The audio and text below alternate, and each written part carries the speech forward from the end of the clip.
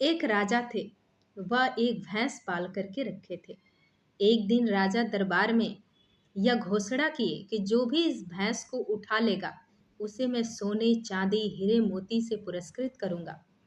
राजा की बात सुनकर कुछ लोग मजाक उड़ाने लगे, लेकिन कुछ लोग ऐसे भी थे जो राजा की चुनौती को स्वीकार किए और बारी बारी से सबने कोशिश किया, लेकिन सब हार गए। उसी समय एक व्यक्ति राजा के सामने आया और राजा से कहा कि महाराज, आप हमें 2 साल का समय दीजिए।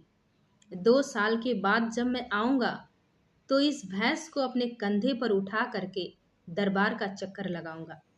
राजा ने कहा ठीक है।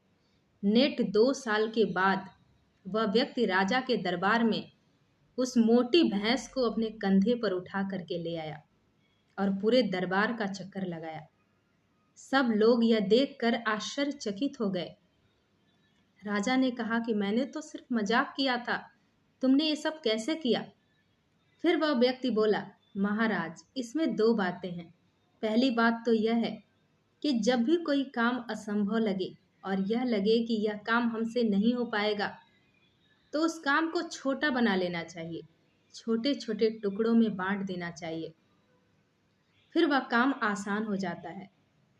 और दूसरी बात यह है कि हम जब भी कोई काम शुरू करते हैं तो हमें उसे बीच में छोड़ना नहीं चाहिए, निरंतर अभ्यास करते रहना चाहिए।